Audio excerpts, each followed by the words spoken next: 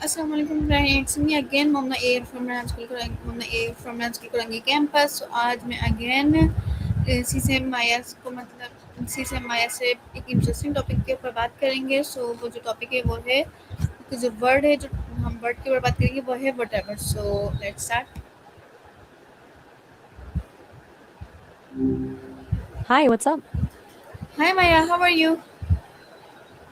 I'm good, thanks. How's your Thursday morning going? My Thursday morning is good, Maya. Okay, so Maya, मेरा आपसे first question ये है. My first question is, what does whatever really mean in daily life, everyday life? Whatever is what? Yeah, it's become this go-to dismissal, but it wasn't always that way. It actually started as a more genuine question like, what have we here? Or what is this thing? Then it evolved into an interjection, kind of wondering or uncertainty. People used it like whoever or whichever back in the 1800s. But now it's mostly a way to brush things off. It's interesting how it went from open-ended curiosity to just being done with a conversation. What made you curious about it specifically?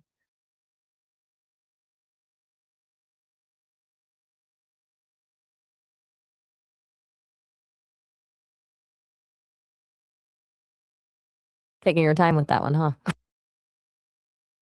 Okay, Maya, so मेरा आपसे next question ये है, is when does whatever become emotional avoidance?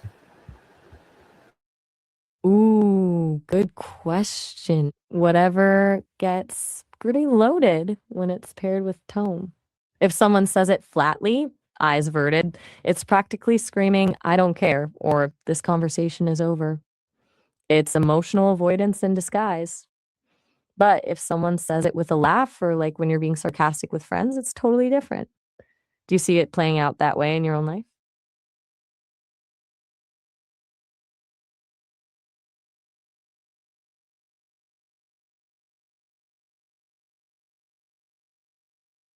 You're doing that pause thing again, thinking it through? Hmm. Yep, So waiting Maya, on मेरा your आपसे thoughts. question ये है. My next question is, I'm how listening. can difference affect relationship?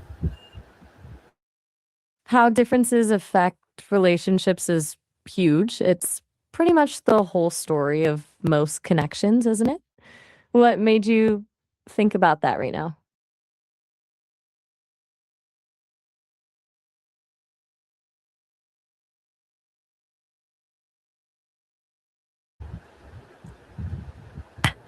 No rush. Okay, Big Maya, so question. मेरा आपसे next question ये है. I'm ready. मेरा आपसे next question ये है कि why do people Nah, develop an I don't care attitude? oh, that's a good one. The I don't care attitude usually comes from someplace deeper. Sometimes it's actual apathy. People genuinely just aren't that invested anymore. But more often, it's actually defense, right? Like a shield against getting hurt or being disappointed again. What's been on your mind about that specifically?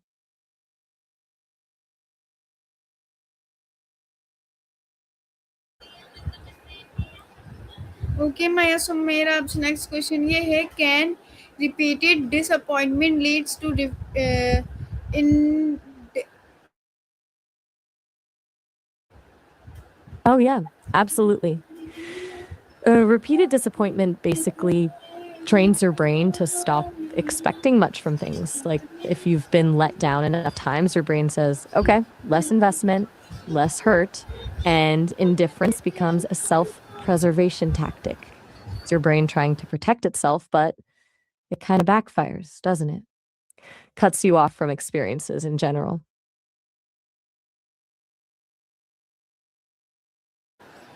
Okay, Maya, so मेरा आपसे next question ये है, how does end defense connect with stress or burden? Mm. That connection between emotional defense and stress or burden is really tight. If think about it, when you're overloaded or stressed, caring feels exhausting. Like you don't have bandwidth for anyone or anything. So, "I don't care" can actually be this nervous system response. Your brain says, "Stop caring, it's too much energy." It's kinda like emotional fatigue. Does that resonate at all?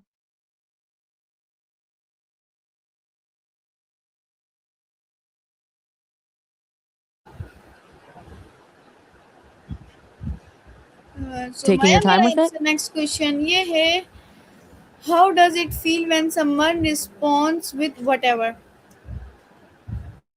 Ugh, it stings, right? Even though it's just whatever, it feels dismissive, like whatever you just said or did doesn't matter to them. Your feelings aren't acknowledged. Kind of a punch in the gut disguised as apathy. What makes you curious about how it feels specifically?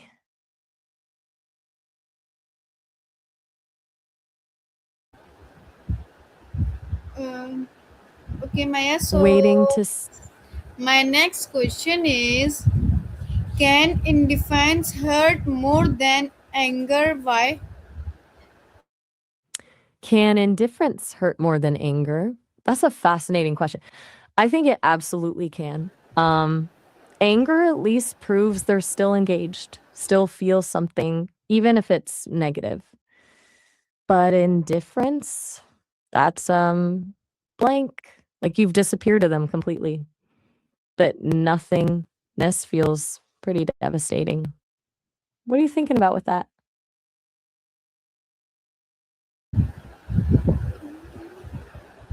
So my next question is, what emotions are usually hidden behind indifference?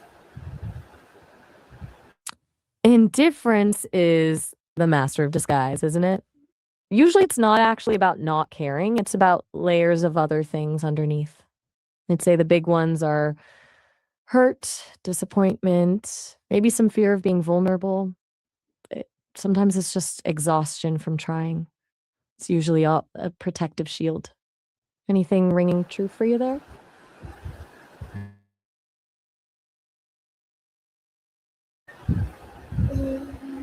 So Maya, are you done? I'm not quite catching what you said. Were you saying yard or something else? Okay, Maya. So my next question is indifference a defense merchant?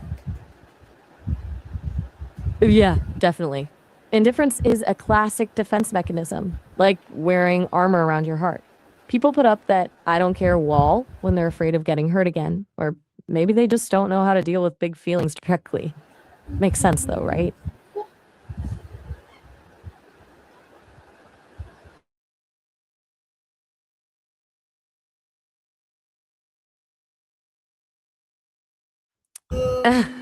Lost in thought. Okay, Maya. So my next question is indifference more common in modern societies? You're asking about whether we see more indifference in modern societies? I think so, yeah. There's this culture now that values toughness, not showing weakness. So people get really good at keeping their emotions to themselves, at appearing indifferent. It's not that they don't feel things, they just don't want to seem vulnerable. What do you think's driving that trend?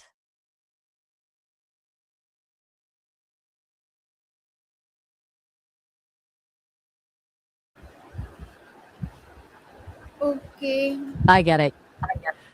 Brain's doing a lot of processing right now. My next question is, how does social media influence whatever mindset? Social media amps up that whatever mindset in ways that didn't exist before. Now you're constantly scrolling past other people's curated versions of life, which can make everything feel disposable. If someone doesn't get your likes or engagement, it's easy to just move on to the next thing.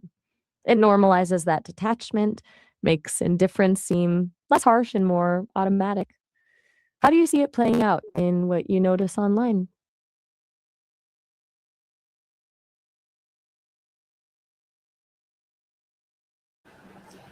Okay, Maya. So Got my it. next Hearing. question is, can indifference lead to social media disconnection?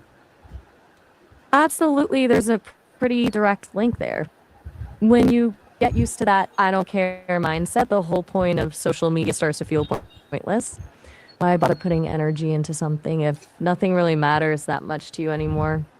So people end up disconnecting, ghosting, or just passively scrolling without really engaging.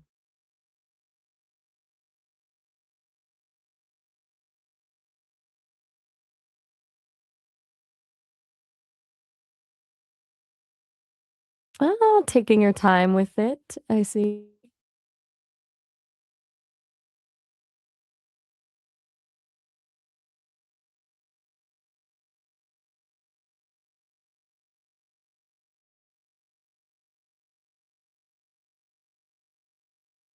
Still thinking through that one?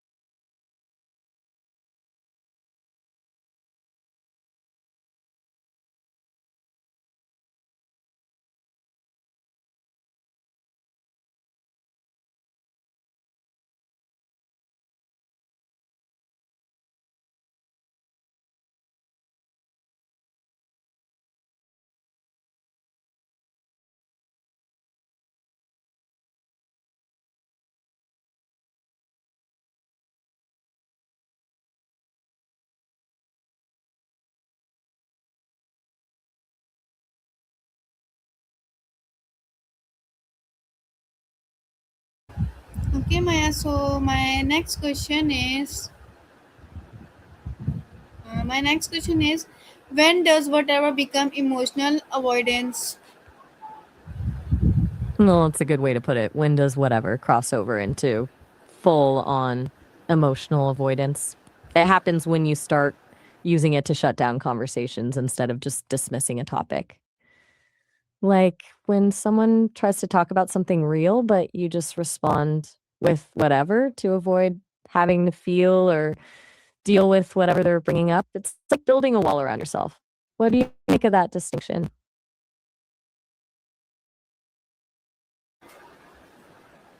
Okay, Maya. So my next question is, why do people develop an "I don't care" attitude?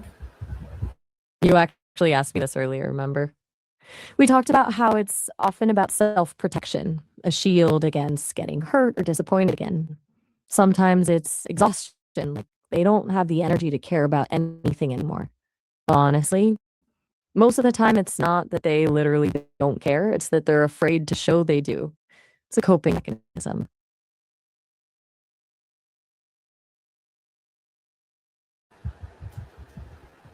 Okay, Maya. So my next question is, can indifference a sign of strength or weakness?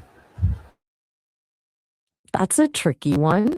It's both, honestly. On the surface, sure, you could say it takes strength to shut down emotionally and say, I don't care. But underneath, it's a sign of weakness too. Shows you're protecting yourself from something you can't handle. Real strength is being able to be vulnerable and face feelings head on. Does that perspective work for you?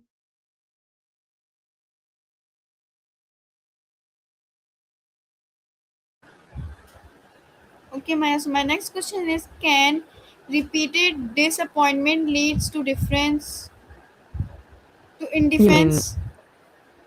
yeah, absolutely. Repeated disappointment builds up that I don't care armor we've been talking about. Each letdown makes it harder to invest emotionally, so eventually it feels safer to just detach. Like your emotional reserves get drained. Kind of makes sense, right?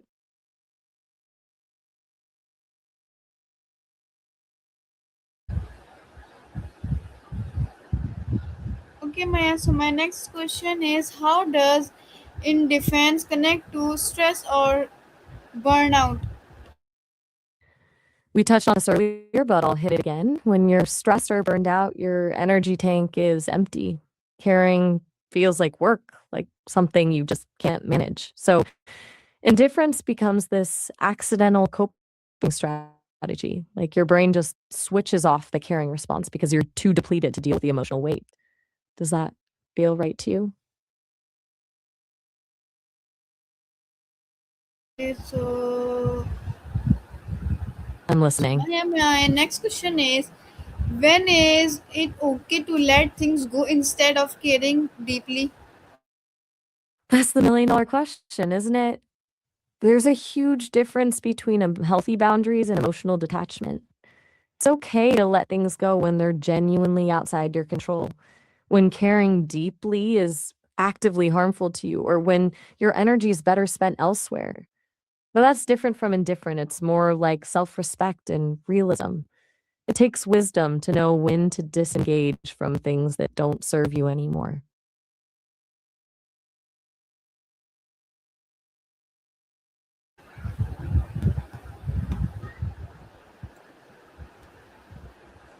Okay, That's so my a really next question thoughtful is, question. how can someone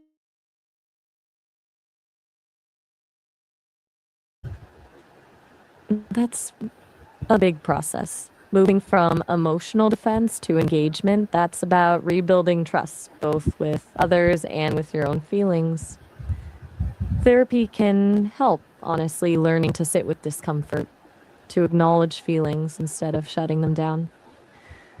But also just starting small, engaging in something that actually matters to you, even if it feels risky at first. What do you think would be the first step for someone to make that shift?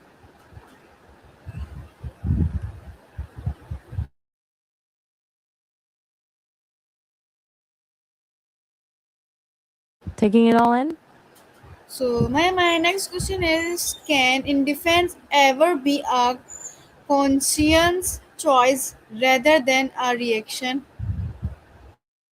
Ooh, yeah, totally.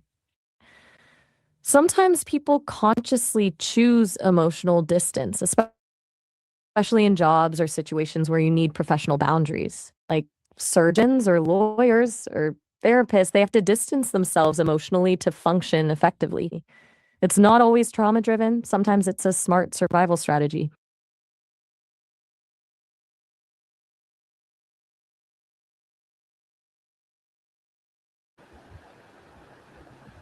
Okay, Maya. So You my still with next me? question is, how can someone move from indifference? Oh, sorry. Uh, my next question is, what is different between peace and indifference? That's a beautiful question. Peace and indifference look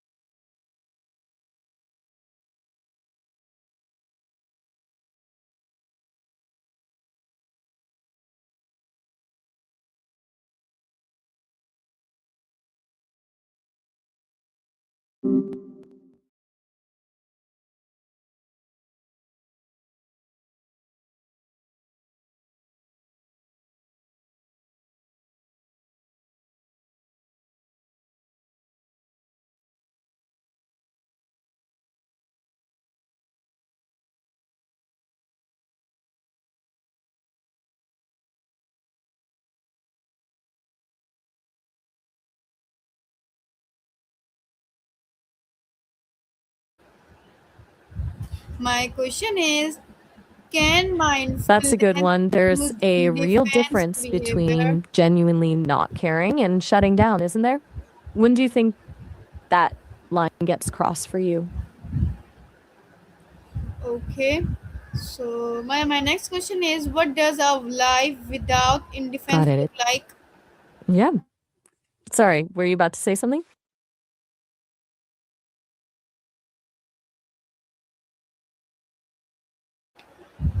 So my question is, what does a life I'm without not catching that fully. Did you say mindfulness use the what defense behavior? what does a Like, can life mindfulness without help with indifference look like? defensive behaviors?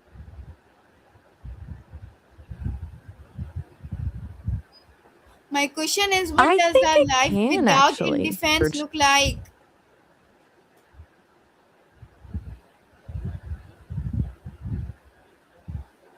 If Maya, my question is, what does a life without I'm a little defense unclear look like? on what independence means here. Are you talking about emotional independence? सो मैं आपसे मिलूंगी another TEDx colony interview में, तब तक के लिए take care, अल्लाह हाफिज़।